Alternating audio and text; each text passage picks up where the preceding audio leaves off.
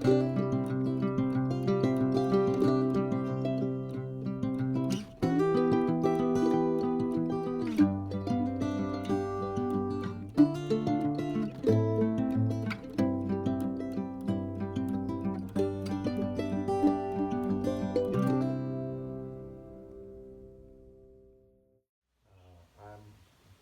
back on my channel Commander Shiv Mathur, and I'm very excited, and I've been very excited since quite some time when I came across Swamiji's Swami Ashutosh Maharajji's videos and his depth of knowledge of Vedas and science, and that was something which I was personally pursuing in the last 1 year in my spiritual journey, and it was it's not easy to come across a person like Swami Ashutosh ji.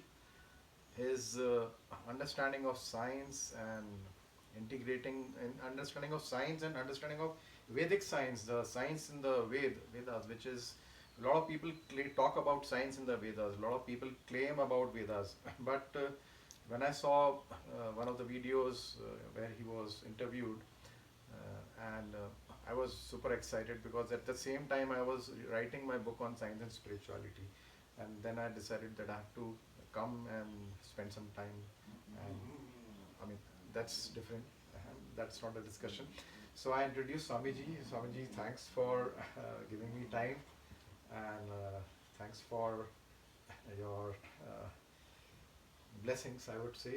And I'm very fortunate that I could meet you, and it would be lovely giving your knowledge to people, which is very much needed, because I think there is a lot of wrong interpretations, wrong ideas, or a lot of superfluous level of knowledge which is floating around and talks about Vedic knowledge and all. But the in-depth knowledge which is missing, which I think through this video, I hope we'll be able to give some clarity to the people in the world, and a lot to the people in India itself, because if they inherit this wealth but they don't understand it, it's very important.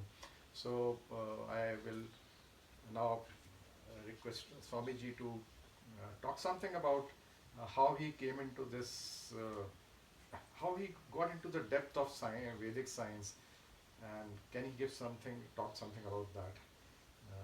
You see, all this beautiful introduction you have given to me, which I actually do not deserve. Credit goes all to Maharishi Mahesh yogi, whose students I was for all my life. And Maharishi's speciality was exactly what you so beautifully described. Because Maharishi in the Western world used science to explain the infinitely depth of Vedic science. Now the problem with Vedic science is that Vedic science, if we look at it only from the Bhautic level, you will never understand, and that is a big mistake which Indologists do. They look at more like a historic sort of research, and there you miss the point altogether, and that is not at all what would make justice to what Vedic sciences are. But what Maharishi did, he was desperately pushing that element of Chaitanya. You see, I tell you a story. When we started EG research, none of us in the lab was actually a neurologist. The head of the lab, the head researcher, was an astrophysicist, and then there was a computer scientist, and I'm speaking of 1974, 75, that time. So in those days, a computer scientist was a rarity. Not like now they're like sand on the ocean, but in those days it was quite a rare sort of thing. And then we had a psychologist, and myself, and I'm coming from the field of chemistry. So none of us were actually neurologists. So we took some help, and we went to the University of Zurich to Professor Lehmann. And Professor Herbert Lehmann, who was actually a pathologist in EG research, that means specialized in epileptic stuff like that. So he asked us in our first meeting, what are you looking for? And we said, consciousness. And he said, what do you mean? Because for most scientists, especially in those days, consciousness was simply a product which is created by your neurons' activity. And if your neurological activity is not working, then there's no consciousness. So that was the concept. Okay. Now we said, no, it's the other way around. Consciousness is the basis of any activity, anywhere in the world, not only your physiological, not only your body function, but everything at the basis is consciousness. Now, that is what Adhyatmik, Adidevika Bhautika, so that sort of concept we have in Vedic science, which is the whole basis of Vedic science.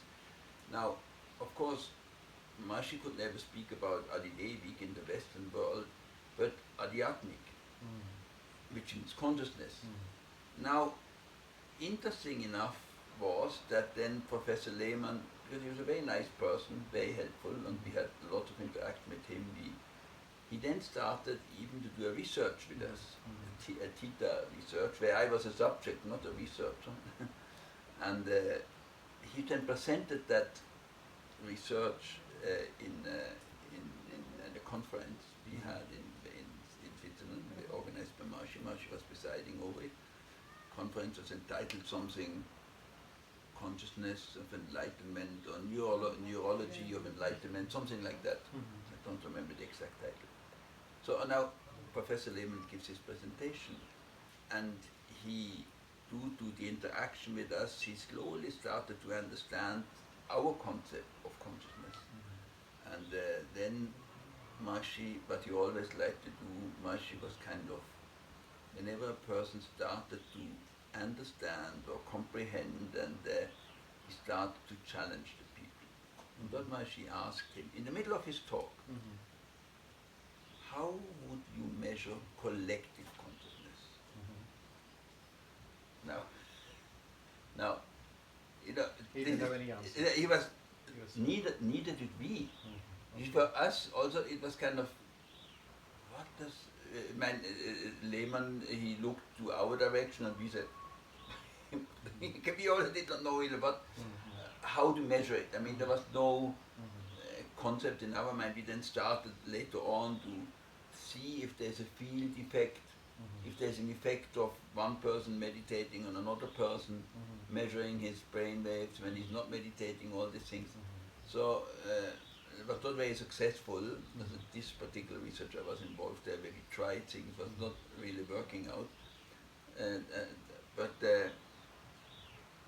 what then the first research for collective consciousness was a research which was a pure statistical research, which was done by Professor Landrit in the US, and she saw that if 1% of the people meditating, then the crime rate in their environment goes down. Yes. Fine. That was for us a kind of interesting thing, but especially because, you know, since day one, Maharishi was not only selling his product of transcendental meditation in a very scientific way, but he also wanted to speak of us teachers, always on 4 topics. One was the effect on your personal development, of your mental outlook, well-being, and all that. That everybody understands that meditation will have that effect. Okay, easy. The second chapter, Maharishi always wanted us to talk about health. Now there was a lot of scientific research already, because from the very beginning, from the 70s, there was a research by Keith Wallace, and he saw that, you know, during meditation the oxygen consumption goes down and all these things. So that was a lot of research was done. I mean, the amount of research on TM already in those days was quite substantial. Now it is somewhere between 700 and 800 research papers.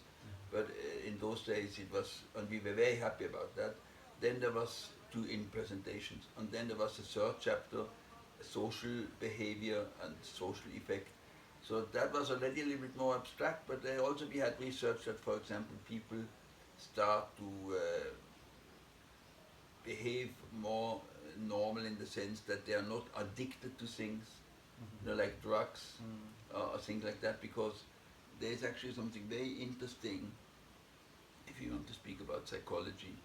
If you look how psychology is approaching all these problems, now you can ask, why is somebody taking drugs, or why is somebody smoking, or why is somebody into alcohol and all these things, mostly it's because he has some problems, some trauma, something, and they try to kind of overshadow it with some, mind, Substance. substance like that. Okay, people also do research. There was this Timothy O'Leary and all these people, the consciousness research, which was not a good idea. But most people take drugs because of problems, at least in those days. And now what the Gita says is there's a verse in the Bhagavad Gita says Vishayam Nivartante Nirahara Sete Hinarasavatramasi Upesa Param Trishva Nivartate. And that slok of the Gita actually puts the entire psychology in the dustbin. Okay. Because you see, what psychology does, if you go for counseling, the counselor will just kind of paint a picture around your problem by saying, you are completely normal. What you have, everybody has, look at this, look at that, look at him, look at her. They all have Problems. You just have to handle it, and they basically make around your black spot a black field. So you do not feel anymore discomfort. You kind of, it's kind of like It's fine to yeah, have it's it. fine. It's so kind of that sort of thing. That's what counseling means. Now, Vedic psychology is completely different. Vedic psychology, if you analyze this thing from the slok from the Bhagavad Gita, basically what Krishna says to Arjuna, says Vishaya vinivartante niraharasya dehinaha. Then if you do nivartate and you now close your centers and all that and you sit somewhere in a quiet spot, whatever is inside, the trauma which is inside will not go away. You can stop adding new traumas, but you cannot remove the traumas you have unless param trishtva. If you are experiencing that final level, that transcendence, that inner bliss, that inner happiness, if you start to experience that, then your nervous system starts to infuse with this quality from within, and this, you see, all the feelings of happiness and bliss and satisfaction are finally coming from within. You may get triggered from without by whatever you see. It stimulates some satisfaction in you, but the feeling comes from within. And the source of all happiness is within, and that is the whole teaching of yoga. So if you have this experience, then your problem starts to solve. And there's, for example, the David Lynch Foundation in the United States, the David Lynch, that very famous filmmaker, who discovered this thing, and he saw that especially the veterans of the army and all that, they have all these traumas from Vietnam and all these places where America burns its fingers right everywhere. And then the sufferers are basically the soldiers, and they come home with traumas. And that's what David Lynch then really addressed. And there is no approach which had so much success as transcendental meditation. And it was really supported in a big way from all sorts of angles, just because of that. The people meditate, and immediately this thing which was haunting them fades away. And I can see it here in the ashram. Even people sometimes come with, they had some trauma, some problems, some business collapse or whatever, and they come here complete and say, I'm fed up with the world, I want to stay here for the rest of my life. After 2 months, they are so battery so much recharged, so happy, so innocent, that there is, I think, I start the business again and go. Kind of, it has Reset. reset. It's a reset. So that is that sort of third thing which we were speaking about, and there is research also. But then there was this fourth thing Maharishi always wanted us to speak about, and that is world peace. That was a tough one. It was a difficult one.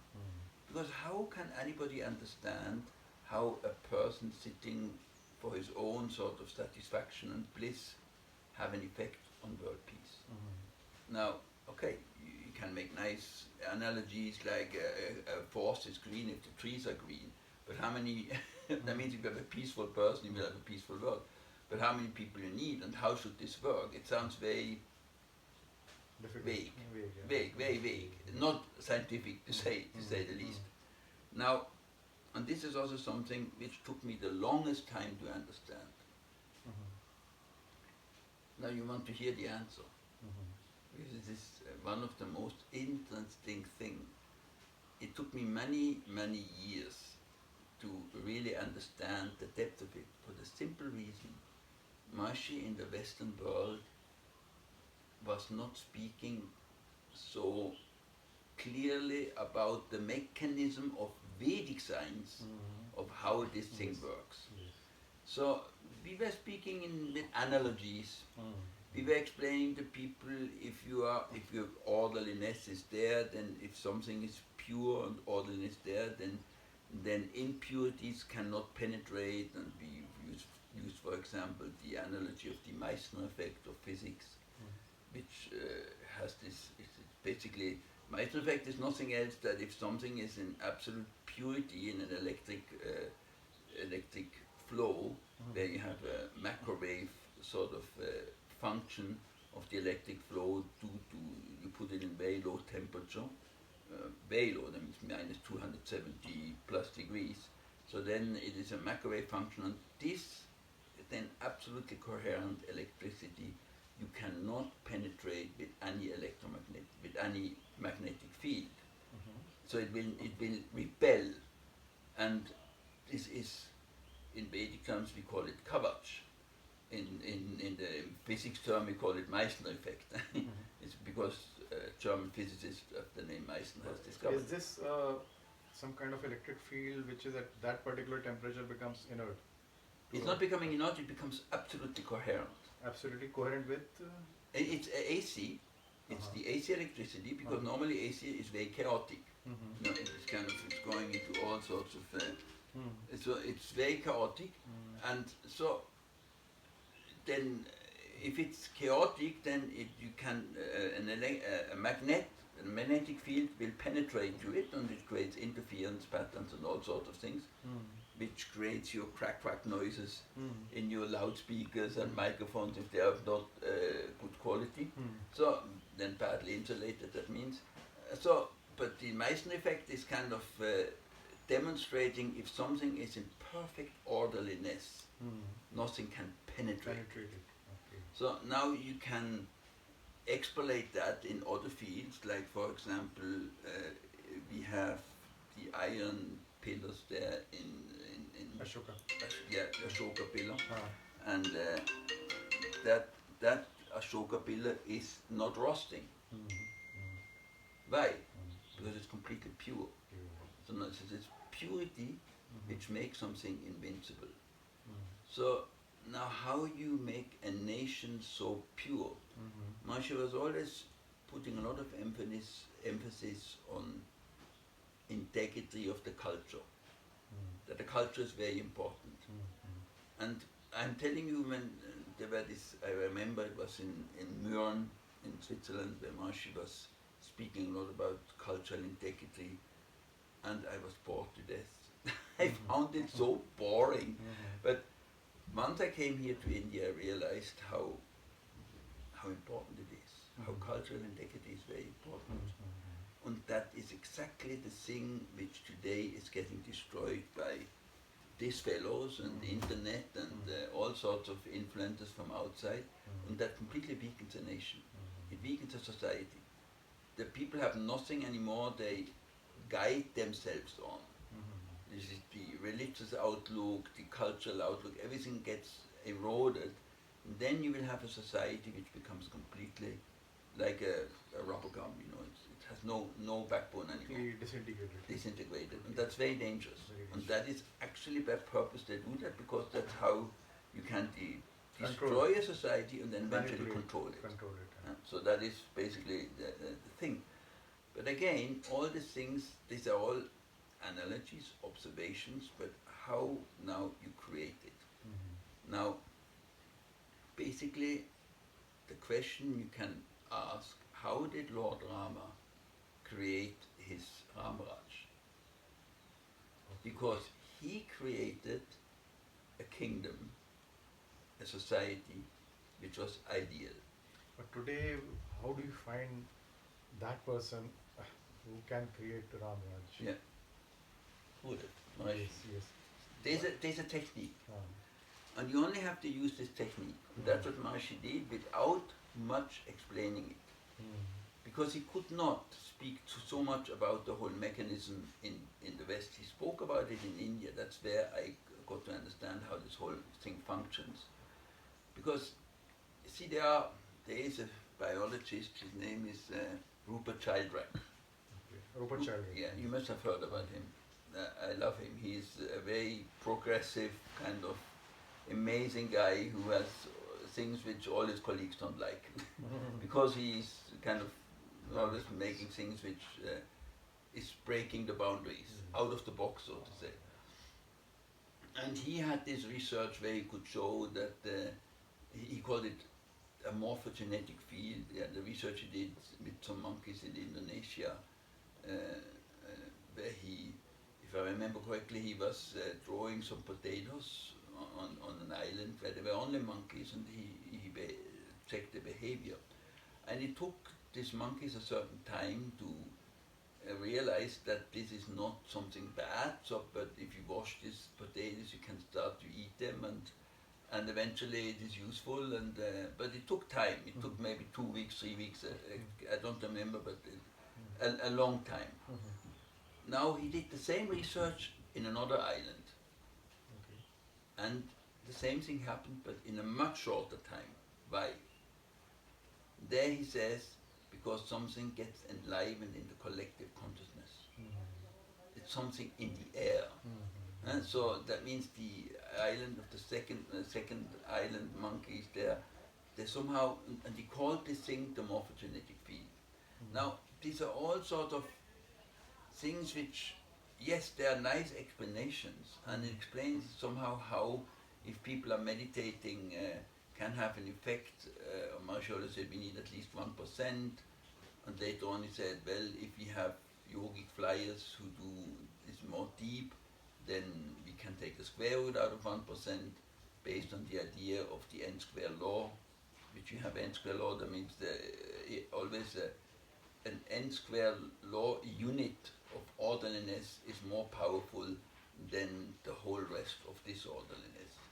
So that means the square root out of n of anything, being it a magnet, for example, the Vaishya particle, you square root out of n, you order them north-south, and the rest of the Vaishya particle also get aligned to north-south.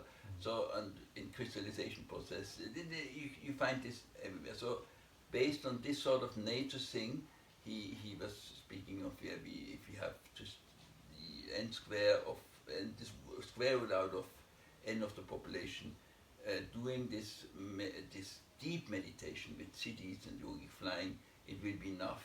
And then that was really, there are now almost 100 researchers done from all around the world where this shows. So this, even if you see the process of polarization and forming piezoelectric crystals, so when you apply a certain voltage at a certain temperature, so those crystals polarize and they all align. And similarly, if in the consciousness that kind of potential is applied. Again, it is, yes, that's exactly the logic we were kind of bringing across, but it is still not proving the causal relationship. They're basically analogies, explaining when we have it here, we have it here, we have it in physics, we have it in, like that, but it is not proving the causal relationship. So, and this I understood much later. Now it becomes very, now you have to forget science and you have to really step into Vedic science, because science, you see, science has one problem. Science is looking only from the Bhautik. It's only looking at the Bhautik, and the Bhautik is the expression of the Adidevic and the Adhyatmic. So you never can understand the full thing. That's why there are always so many, in medicine they call it spontaneous remissions, which don't fall into any category. By some person suddenly got healthy. Doesn't make any sense. Now, if you understand it from the Adhyatmic and Adidevic sort of viewpoint, then you will start to understand that yes, this is possible, because on the level of the Adhyatmic, it's like a reset and the whole thing aligns. So we see that in medicine or then in biology, that basically if you are sick, if an organ is sick, where is it sick? It's not the organ which is sick, it's the intelligence which recreates the organ all the time which is sick. Because you are continually changing. 98% of all your body in 1 year is completely changed. There's not a single atom the same. We know that the stomach lining within 5 days is completely exchanged. If you have a stomach ulcer, then why doesn't it go away? Because the stomach ulcer is not in the stomach, it's in the intelligence that creates or recreates the stomach all the time. And that is the Adhyatmic level. And if you go on that level, and that's also Ayurveda, same thing with Ayurveda, you can only understand Ayurveda fully if you understand that not only the Bhautic view, but you understand also the Adidevic and Adhyatmic. And that is very important, otherwise we can never understand Vedic sciences.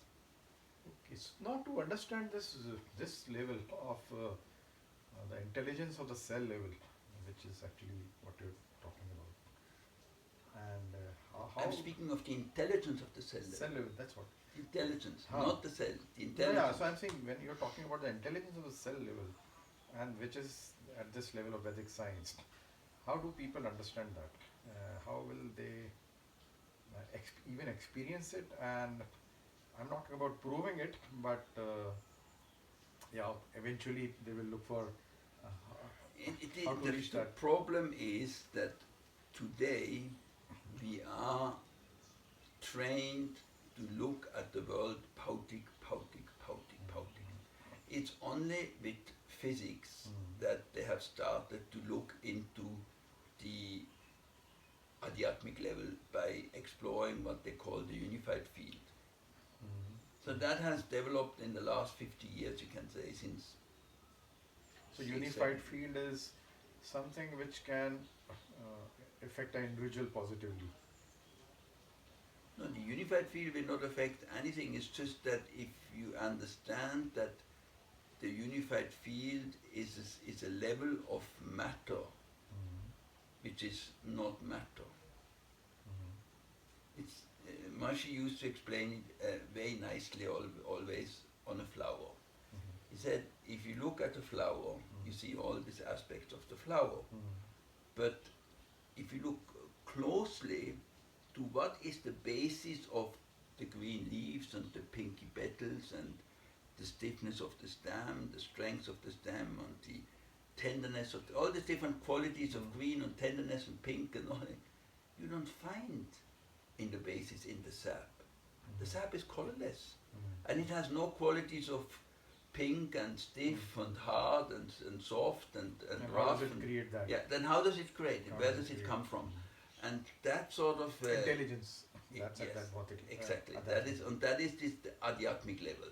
That is that in physics they call it unified field. I mean, they're still working on it, and there's still the theory which was looking very successful and promising when it was then finally formulated in 1999.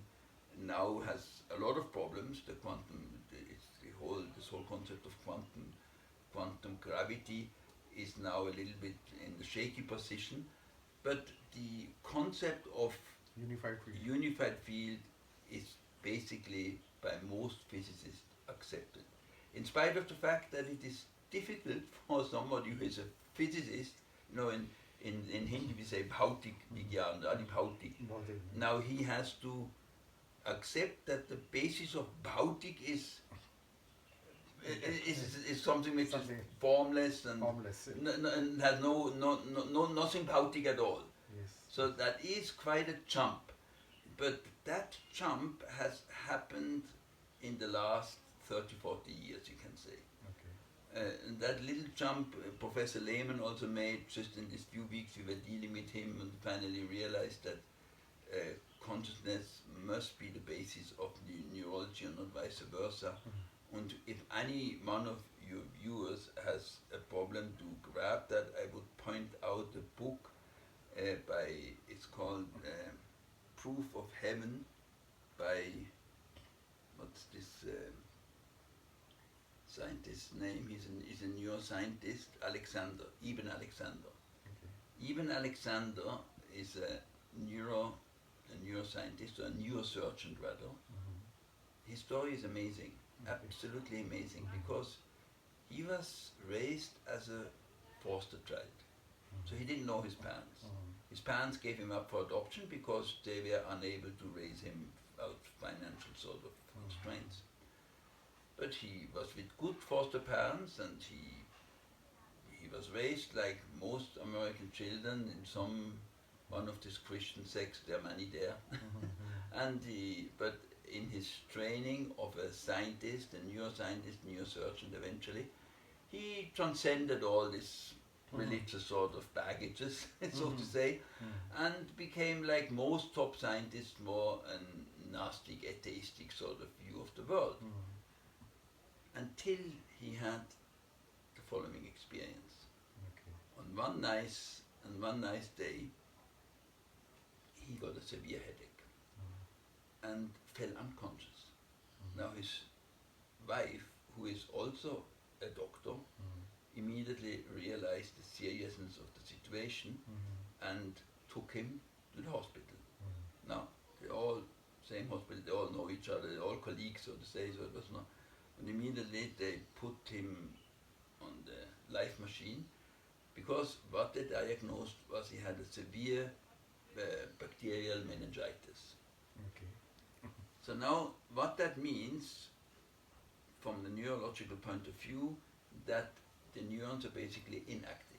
They're not working anymore. So he's what you call brain dead. There's nothing. And it looked so severe that all the colleagues said to his wife, "Madam, there's very little chance for even to recover. I think that's it." But she pleaded, and they kept him on the life machine. She worshipped, I think. She prayed or something. No. I don't know. That I have not read. But she was just, they were just keeping him on the life machine, and I think it was about 10 days or so. And then after 10 days, he suddenly opened the eyes, and his son was sitting there. And when he saw that his father opened the eyes, he said, "Papa, don't say anything. Write down what you experienced." And the first thing he even did, he painted a picture of a girl with blue eyes. Nice drawing he made. And then he was telling that he first went to hell and then went to heaven. And he gave all this description, and he said, in heaven, this girl was guiding me and showed me around, and always said, everything is well taken care of, everything will be fine. So now, needless to say, his whole sort of atheistic worldview got toppled, turned around, and he started to travel around in the United States and gave in all sorts of churches lectures about his experience, and there's proof of heaven, I mean, I have seen it, and all that. So he became famous. Now, one nice day, he received a letter. And in this letter, there was a photograph of a girl. And that photograph looked exactly the way he painted that picture. And the letter came from his biological parents, who found him out. I think I read this document in one of the, I think so. Yeah, he's sure. I'm sure some of your viewers also must have heard of it. It's very famous. And what this girl was, it was his 3-year younger sister, who died when she was 30 and some, I think, disease or something. And she was the one he met in heaven. So he met his sister in heaven. Never before. He didn't even know that he had a sister. And he didn't know who this girl is until he got that photograph. It's amazing. So that is a proof that there is consciousness at the basis of everything. And it's not the neurons, but it is consciousness which is the basis of the neuron, not the other way around.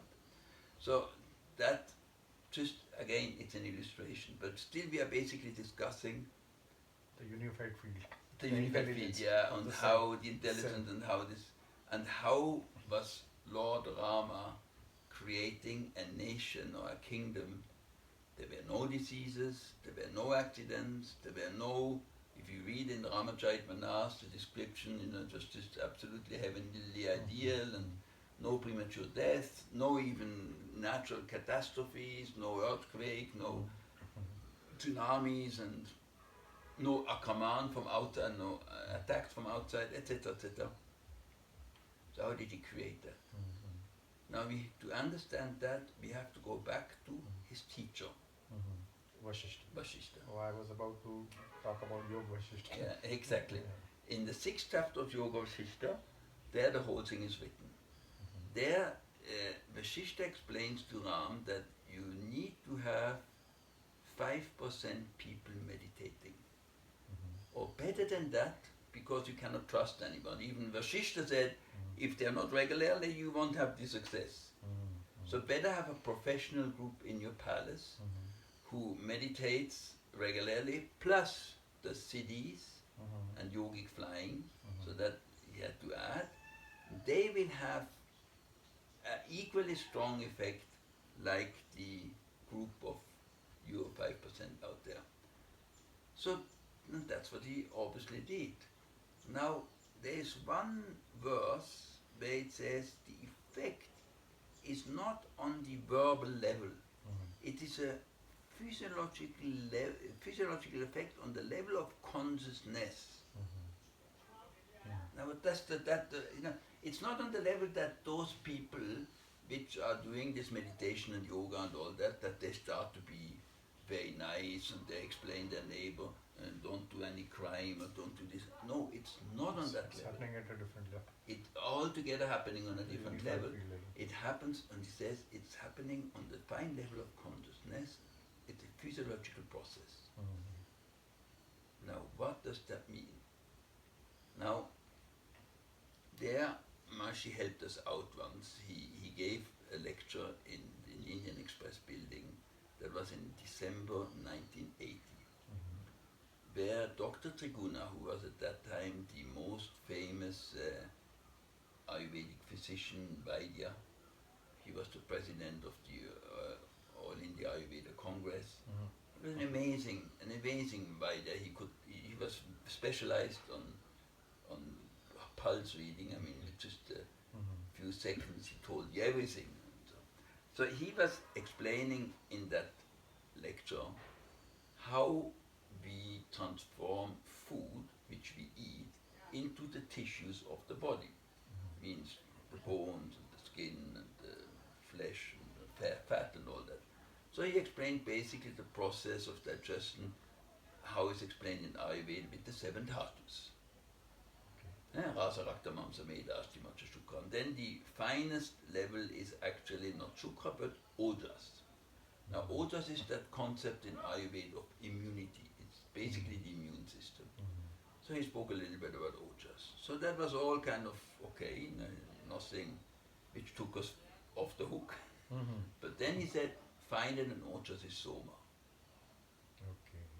Now, there was one physiology professor sitting on stage, Professor Wallace, and he immediately got alerted. After all, he's an American. He's a scientist. So he looks everything Bhautik. So, and he asked him, can this be measured? That's the first question a scientist asks. Can this be measured? And then Maharishi started to speak. And Maharishi said, Maharishi's first reaction was, yes, should be possible to measure it. But the point is, and now it becomes very interesting, the point is, Maharishi explained, that the Soma is actually neither manifest, nor is it unmanifest. He said it is the nourishment for the devas. He used even the word, it's our the humans' tax payment to natural law. It's human tax payment to the gods. Okay. So now, that also explains, if you meditate, you will start to feel more supported by circumstances. Things suddenly happen. Whatever you want comes to you. Why? Because the devas start to help you. They start to support you. Now that is something which is very, I would say, transcending what we can explain with any part of modern science. You cannot explain it with biology. Well, as I said, this biologist we just mentioned, he also observed things and he explained it with morphogenetic fields, etc.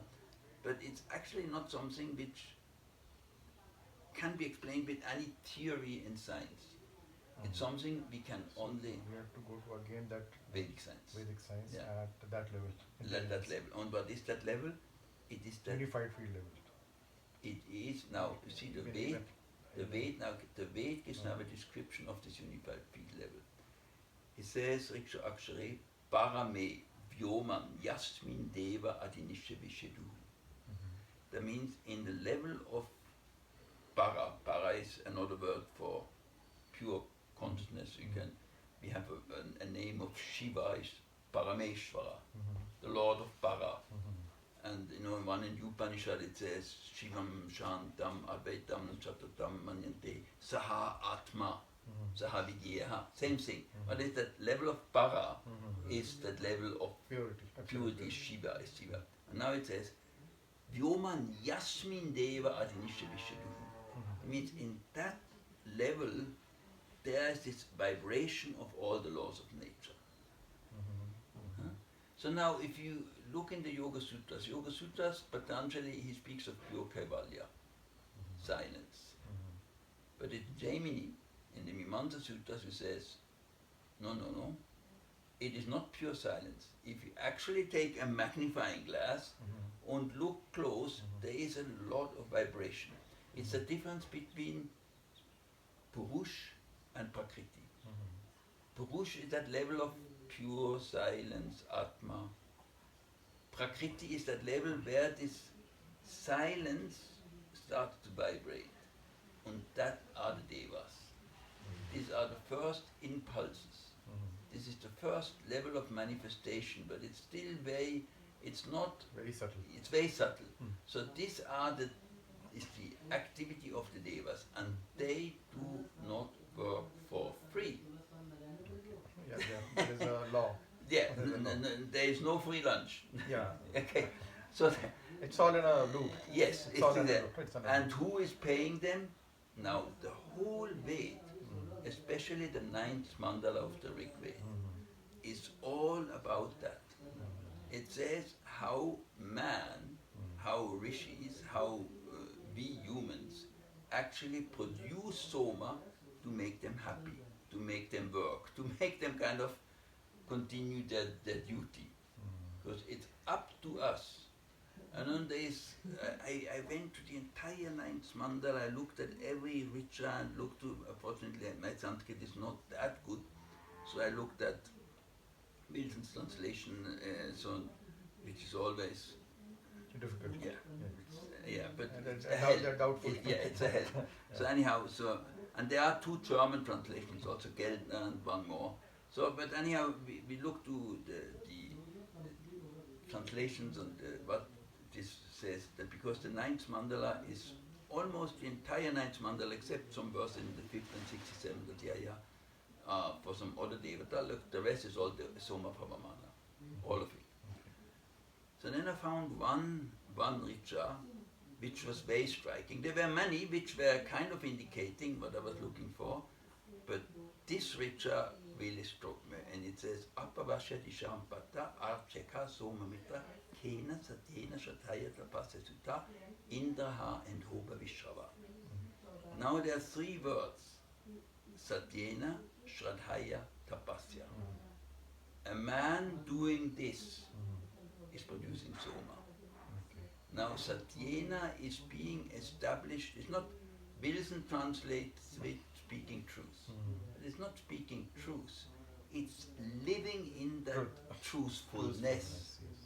So that there's nothing can come out of your mouth which Purity. is Purity. purity. So that's Satyena. Then Shraddhaya is again, it's not just doing puja to some god, it is living Alignment. on that alignment, on that level with the devas. And then tapasya is, well, tapasya means heating, and everybody who meditates knows that his body starts to heat up, and you have this kundalini awakening and all the things, we all experience that. So that is a very normal experience for everyone who meditates. So it's kind of kundalini thing, and so that is what tapas means. So these three things produce soma that flows to Indra. So this is like a resonance with the deva. Well, it's a nourishment to the devas. Nourishment to It's basically a nourishment to the devas. and resonance is needed, which is Now, like purity. Maharishi then said in this lecture, that was actually very striking, he said, they are starving. The devas are starving. Then I remember there was once in Seelisberg in Switzerland, there was a Christian monk coming for darshan. He heard about Maharishi, and he was a wandering monk kind of, so he was a free bird kind of, so he came and wanted to see who is this Maharishi he heard about. So Maharishi greeted him with the words, it's because of the monasteries that the world is still existing. Now I was sitting with Maharishi and I was thinking, what a diplomat Maharishi is. How he is paying these sweet sort of welcoming words, to make this monk being proud of his lifestyle and all that. But after hearing this explanation of Maharishi in the Indian Express building in December 1980, I realized this was serious. This was not a diplomatic floscle. That was actually the truth. It is actually the people who are still practicing, who are going inward. Doesn't matter in what way. You will produce some little soma. Even every Muslim who makes his namaz with full-heartedness. I have a friend who is a Wahhabi, and I asked him once that, are you aware that this whole Wahhabism is created by the Jews just to make you guys stupid, kind of this? He said, he's a very highly educated Muslim from Qatar. And he said, yes, I know, but you see, we are speaking with God 5 times a day. Now, and he said this from the bottom of his heart. And he's really, in all meetings, whenever there was namaz, he went out, and the others never bothered about, but he always know. And he was from the depth of his heart. If somebody, no matter what, if it's whatever religion you are, if you are doing it from the depths of your heart, you will produce soma, you will feel support from the devas, you will feel good, you will feel successful, and then you say, oh, it's because of Christ, it's because of this, yeah, it's basically true. It's because you nourished the laws of nature and they help you. And now if this many people are doing, like Vasishta says, if there is a certain necessary, I would say, critical mass of the society doing, then the entire world will change. The entire nation will change. The nation actually becomes invincible. The nation will actually become healthy, and you will not need that many hospitals anymore, not prisons and all these things. Because if you see how every one of us knows by his own experience, if I'm going downtown New York or Chandni Chowk or whatever, my thinking process is different. If I'm going to Badrinath, my thinking process is different. It's a different environment. My meditation will be different. Even I'm the same person, but due to the environment, my whole thinking is different. So if we create an atmosphere of Badrinath all over, by just having more and more people practicing whatever they practice, and if they can do transcendental meditation and do yogic flying, then it's the best. Doesn't matter, whatever you do, whatever you practice, it will nourish nature, and it will strengthen the whole nation, and it will strengthen eventually the whole world. And that was this fourth thing Maharishi was bringing when he always was emphasizing. No, we have to speak about the value, how we can create world peace. That's the only way. It's not by changing the party, by creating an NGO, by creating this or that.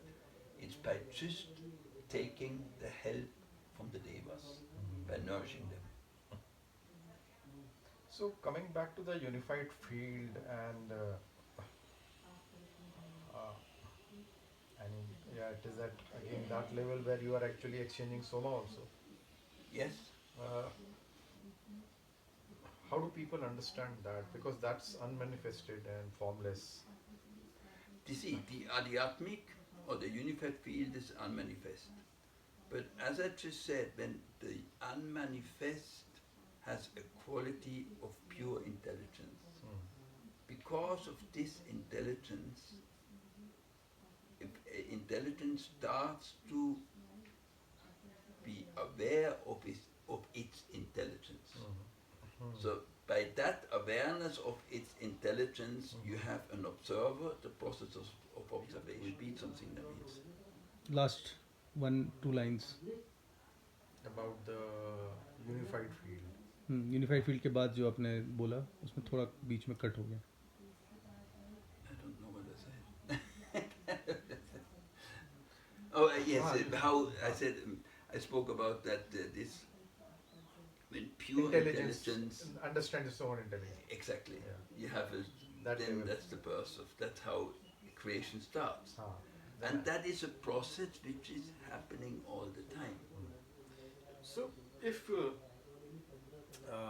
that's so people have to understand to reach that level, and besides this particular thing, which is actually the deeper Vedic knowledge, application of modern science, is it really required in our life? To creating different gadgets for our different way of living. You see, the thing is, if we neglect our own capacity, see, what is education? What is education? If you go to the word shiksha, Hindi word of education is shiksha. Yes. And shiksha is one of the Vedangas, it's one of the 6 Vedangas. Now you take one of the sutras of Vedanga, it says Atma Putye Atma Putya Samevatyam Mano Yukte Yuyutsava. So that means Atma Putya Sametvatam, the level where Atma and Buddhi starts to interact and then form mind. Then in the next thing it says, and eventually with the help of Maruta it makes then speech. So that is the one at the beginning of the sutras of Panini. So where is that level? There is that level in your mind where Atma, pure consciousness, and Buddhi start to interact.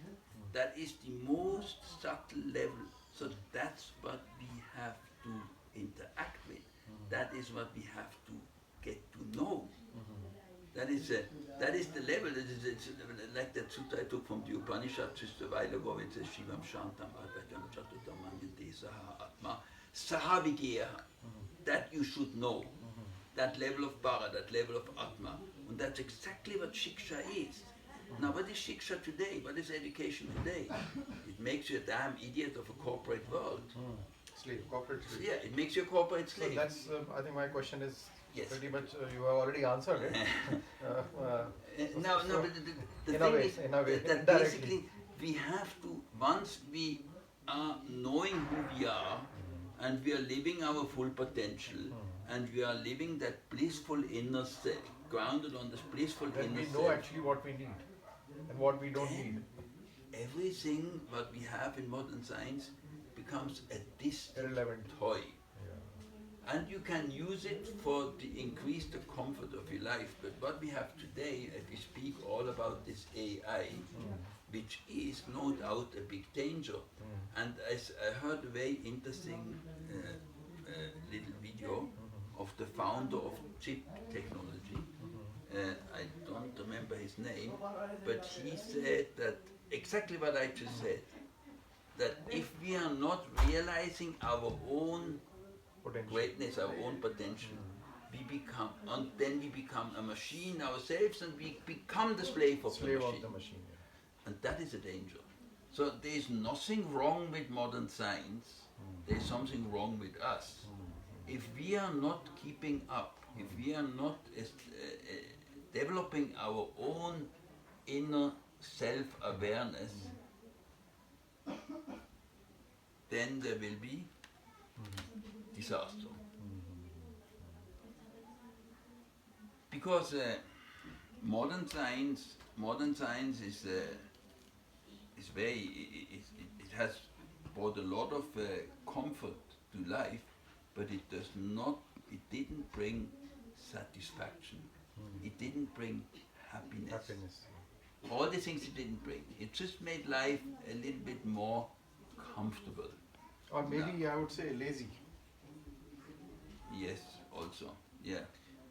Yes. So now there are many questions which maybe we can take subsequently, and which are more potent in the terms of real discussion, like what is the need for space research, and is this kind of space research will take us anywhere, or this is again at bhautik level, and if we, what is the real space research is reaching adhyatmic level and understanding the intelligence of intelligence. So shouldn't the modern world and the modern science and this scientific community understand the futility or the utility of this space research? Or should they really understand the Vedic science which talks about the real space research? What's the real space? If I... Well, the real space is within. Within. Because yata pinjutata pramande. Eventually everything is within. And once you start to experience the inner bliss, and you start to experience the Adidevic level, and you start to interact with all that, then the world you see will look different than you see it in the waking state. See, there are several states of consciousness. We know that in the dreaming state, I see something which when I wake up is not there It's anymore. not there. But while dreaming, I'm fully convinced that's the reality. Now the question is there a higher state of consciousness when we wake up to that, then our waking state looks like a dream state? And that's exactly what Vedanta is all about. That's exactly what Vedic science is all about. We just, the moment your Kundalini is starting to be awakened more and more, and certain stresses or what they call chakras and all that is getting cleared up, and you're getting aware of certain things, then suddenly your world is different. So the world is as you are. And you are depending on where you are in your evolution. So then this whole question of space and all that takes a completely different dimension.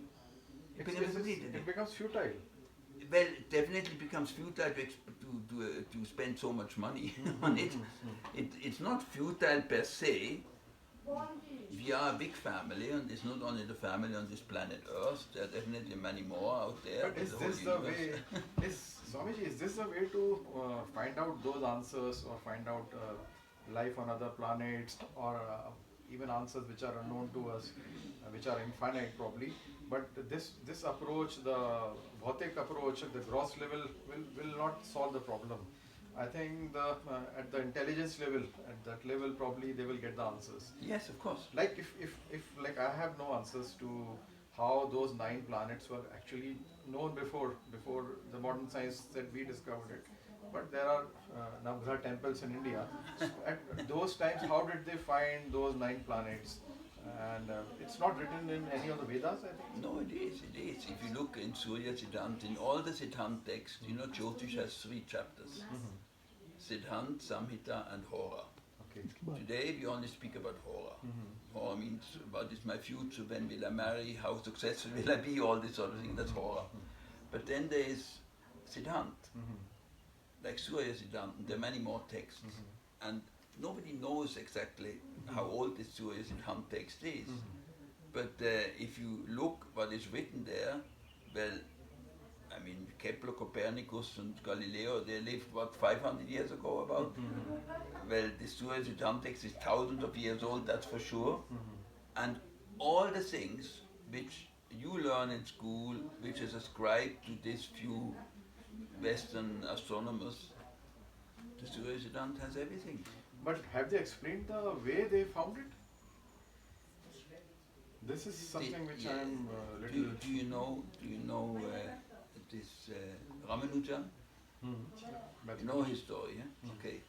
You know when Hayden, that professor in Cambridge, who got kind of somewhere between annoyed and astonished by all this sort of blunt, full of confidence kind of discoveries which he always had. Then Hayden said, but for heaven's sake, how do you get to all these things? Yeah. And one said, well, I just see it. Yes. The Davy tells me. And then Hayden, he got quite a shock. So the point is that he saw it. Exactly. How can others see it? This is what. How did he see that? Well, he was just lucky. He had the channel open, but everybody can open the channel. Yeah, this is what it is. So everybody can open the channel, but I think nobody knows how to open it. Probably. No, I think there are many people who do know, and it's by practice. It's just by practice of yoga, by practice of meditation. I have my experiences are with transcendental meditation, but there are so many schools, good gurus and good teachers, good traditions. So the main thing which is why transcendental meditation is so effective or so easy, there is one important point which Maharishi was emphasizing all the time, and that is that effortlessness. And see, there's a sutra in the Kalpa which says mantra brahmano veda yam dhyaham. That means the name Ved is given by mantra and pramana. Now what is pramana? Pramana is how to apply the mantra.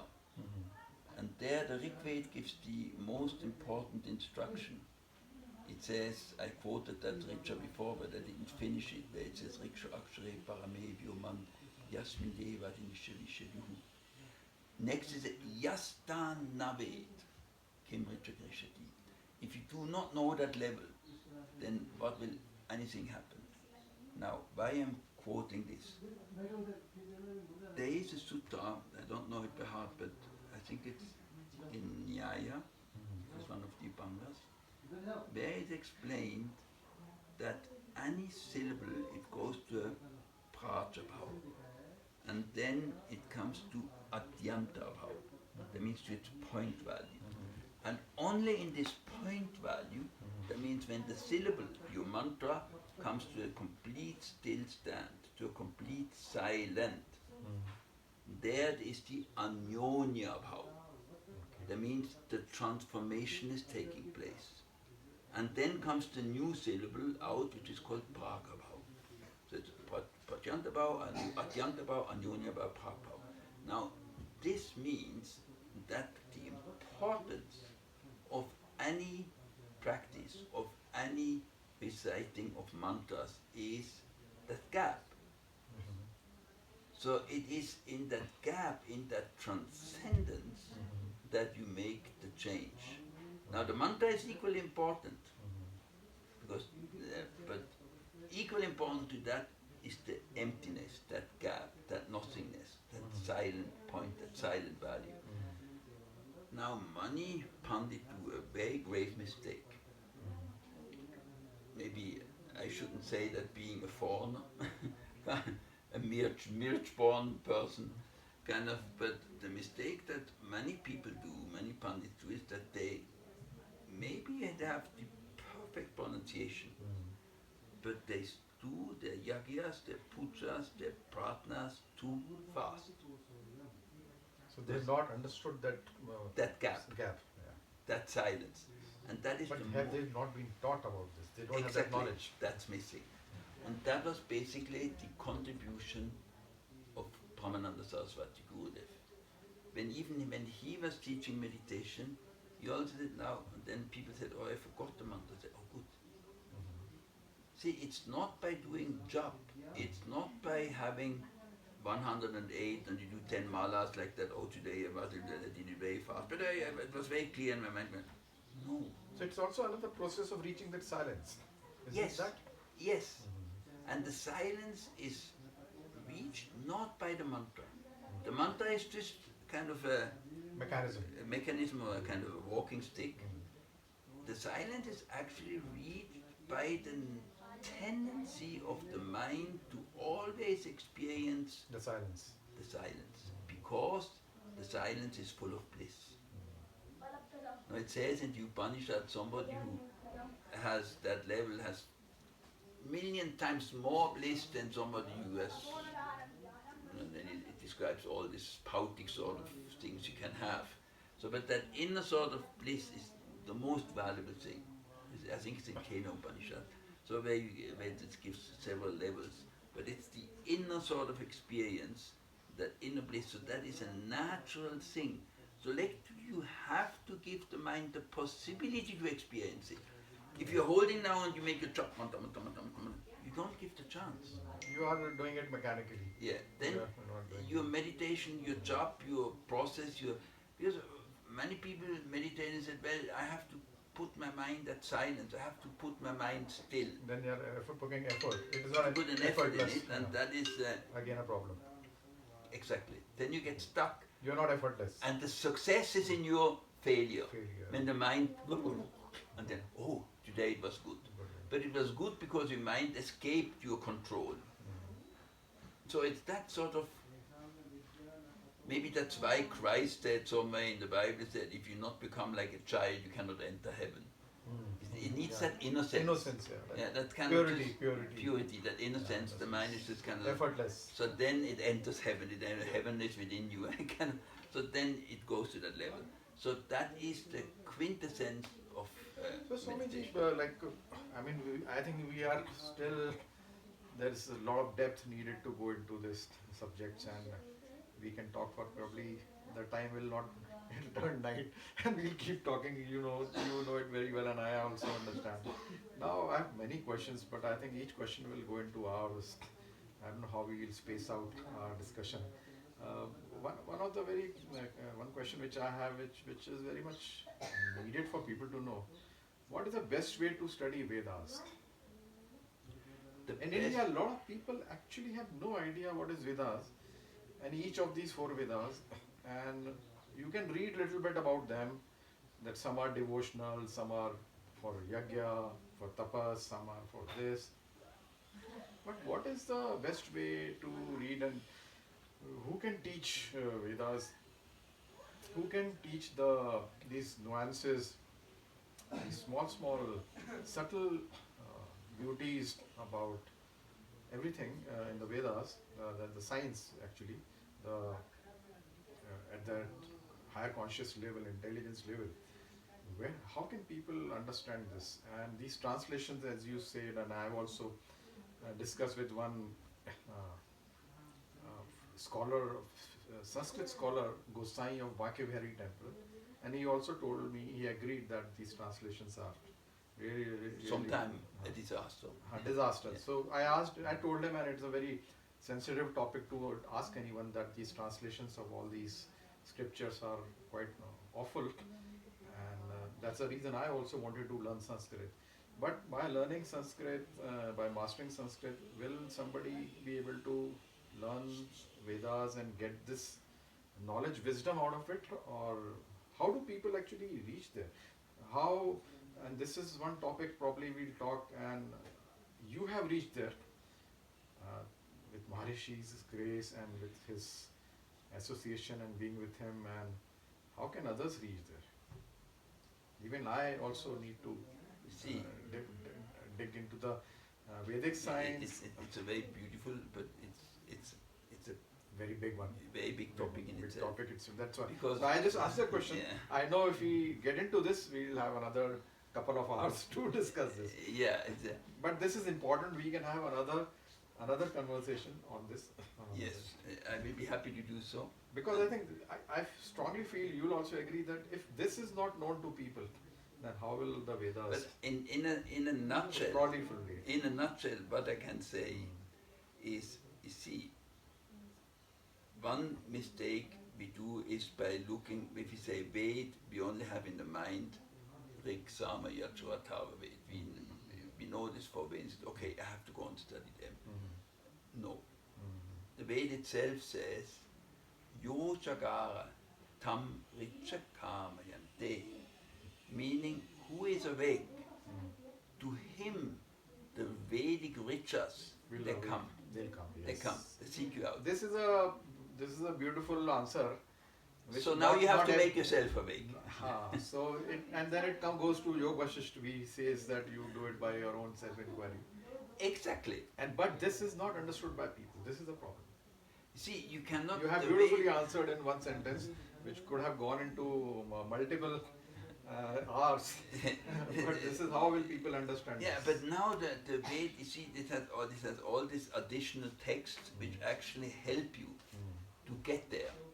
So one thing we all know is yoga, and yoga is, for heaven's sake, not just doing asanas and all this. Yeah, that's also part of yoga, but it's, if you look for the description of asanas in the original text, like Keranda Samhita or Yoga Sutras or Hatha Yoga Pratipika, and so there is very little written about these asanas.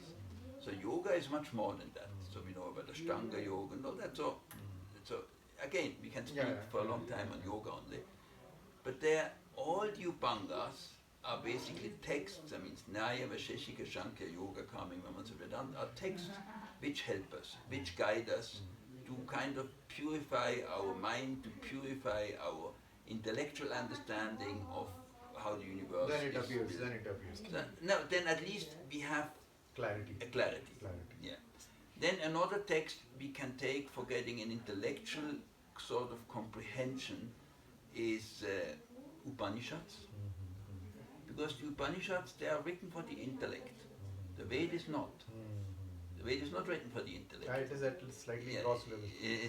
well, no, it's a very fine level. Fine but- level, yeah, but yeah. slightly. Yeah, but the Upanishads is on a grosser level. You can say it's kind of, it explains the explanations.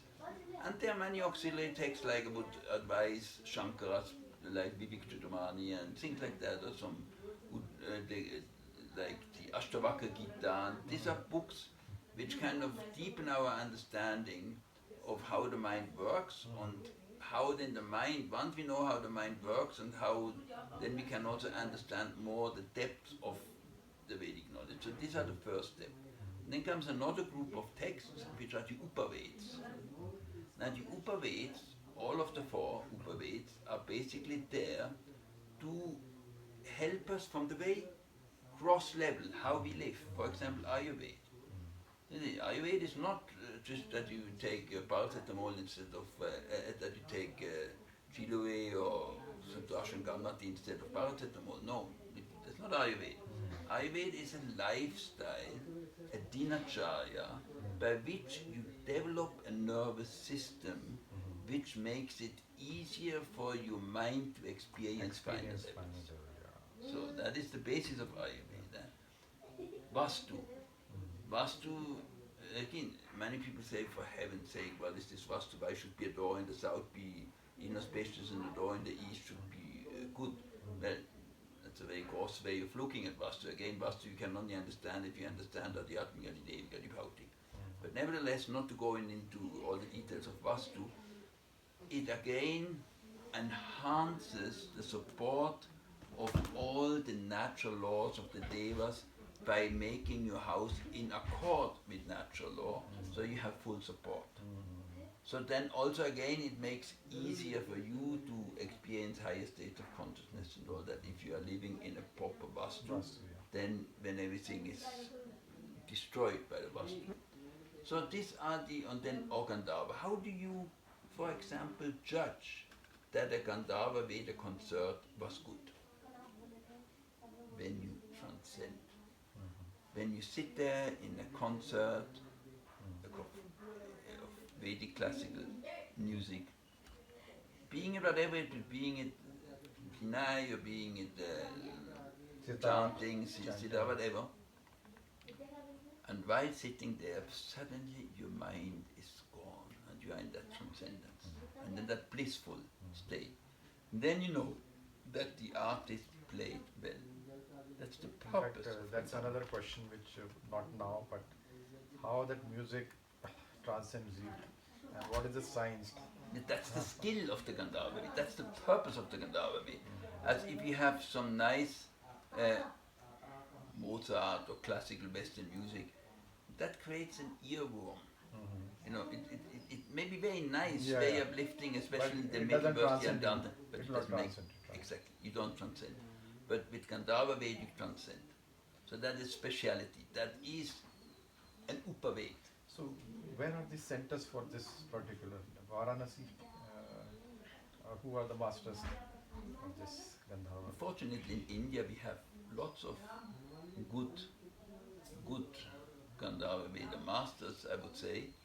I would now not be able offhand because it's not necessarily my field, even though I love it very much, but I didn't practice it myself so much that Is this practice dying or it is still alive? No, it's coming up again. Yeah, it's coming up again. People see its values and there are many.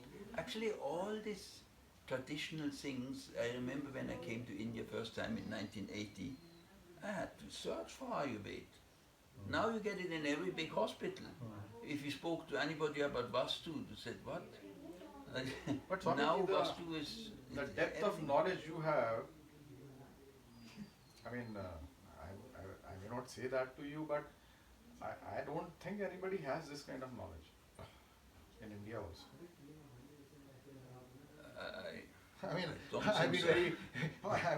People will not like me making this statement because they say no, but they don't. People, this kind of knowledge which you have. I mean, I feel we have just discussed it at a very, very surface level. And how can people get this into the depth of these Vedic knowledge, science? The first step is to have a desire for a better life. Start to meditate.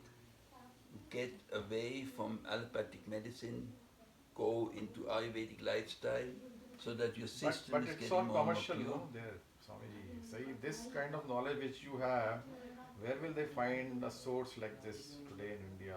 There are so many Ayurvedic hospitals, doctors, but then their knowledge is also again now working at gross level. They are not working at transcendental level. I had many Vaidyas here. I first had to beat them up, kind of literally. Tell them, what are you doing? This is not. So, Swami, I think your expertise should be used by the government to develop intellectually evolved people, spiritually evolved people. That is something which is actually needed, which should bring that change which is needed in the world. I feel it is. I think grossly lacking. But it is coming up in a big way because Maharishi has made a foundation stone. By the first step is that the people start to get rid of the tension and stress by simply meditating, and then you automatically get into Ayurveda and open that. So it's step by step, and I can see, because I have taught tens of thousands of people into transcendental meditation, and I'm sure that many of them do not practice anymore. They got lost again in something, but I know that thousands of them are practicing, and it changed their life, and they turned around their lifestyle. They got also into Ayurveda. They started to interest in all the different things. So once the seed is sown, it takes over, and that is what Maharishi did in a big way. And now we have big groups all over the world, thousands of people, and it creates a momentum. It creates a sort of awakening. And there is an awakening all over the world.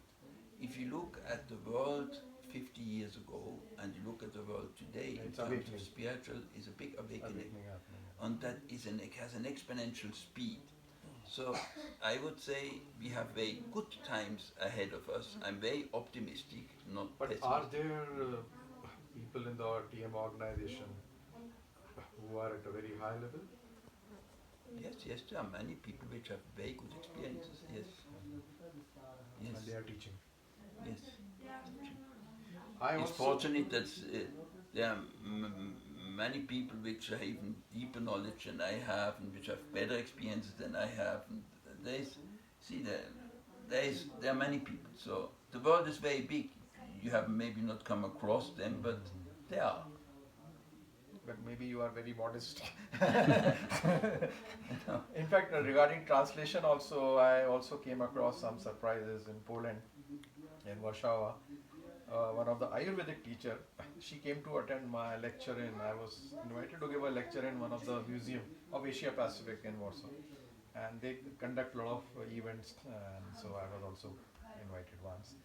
And a lot of people come to attend those events. So I think there were almost 70, 80 people there. And she came to attend, and she's practicing Ayurveda, and she's fond of India and done a lot of travel in India. She was a Western or Polish? She's lady? Polish. She's a Polish lady. She wanted to learn Hindi from me. I was living in Vrindavan, and she said, "I will like to learn Hindi from you."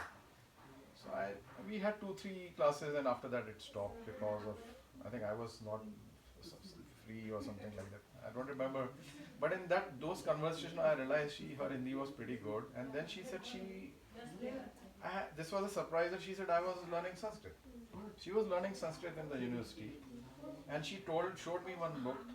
So the point I was coming was regarding translation, that she showed me one book translated by some scholar who is master in Sanskrit, and he translated Gita. And she said, "This is amazing translation." So what I have realized, that maybe there are very good translations available in other languages than our own languages here. This was quite a shocker to me. No, they are. Somebody who's mastered Sanskrit can translate it into the language which that person wants to. And fortunate for Poland, like there is a beautiful translation of Gita available in Polish language. And I just came to know by chance. Otherwise, I would have never known that such thing exists. And Warsaw University has a center for, these major universities have center for foreign languages, and Sanskrit is also one of them. And I know a lot of yoga teachers whom I know are There Sanskrit you are. You see, students. there's an awakening. There's a lot of things happening. That's what I'm saying. I mean, there's a lot of things going on. So she wanted to collaborate with me. We want to set up a center in Warsaw on Ayurveda and meditation, actually. But we didn't get funds, so it all got scuttled. But one should never give up. Whenever one has a project and it doesn't get fruit, try again a few months, years later, and then maybe the time is right, nature supports, and it will Yeah, come. I don't have any expectations. Yeah, there is always an intention which is there to do things, and somewhere it will converge somewhere. Okay, Swamiji, I think we had a very, very long time. Maybe we must have done 90 minutes at least. And there's a pulse of wisdom coming from you, which are like only a drop in the ocean, I feel. There is a lot to discuss in this. This is very, very vast. I think I've not even, I've just knocked the door, but not even opened the door, I think I would say. And there's a lot. We can have many conversations, but the whole idea of this video is that my whole project was to showcase the world that there are genuine sources of knowledge available. And I feel today is the first time I'm coming across somebody who's living in the world and having this knowledge, apart from the yogis I discovered in the Himalayan region. Or I would say Tatwale Babaji, who was a good friend of Maharishi Mahesh ji. Okay, yes, So absolutely. that video was one of the best video on my channel, and it was translated by Maharishi and for the students in the ashram. And I tried to also translate it and put it, and that became very viral. And this is, I feel, the next video which has on my channel will be of great value to people. And I don't know whether will we go for more videos or not, but I think this video itself will be enough to awaken people to find a light, to tread this path to find the truth. Thank you, Swamiji. Okay, okay. It's That's been my big a pleasure. great Thank you. honor to meet you. And I'm sure we will continue at some Yes. stage. Okay. Yes, yes.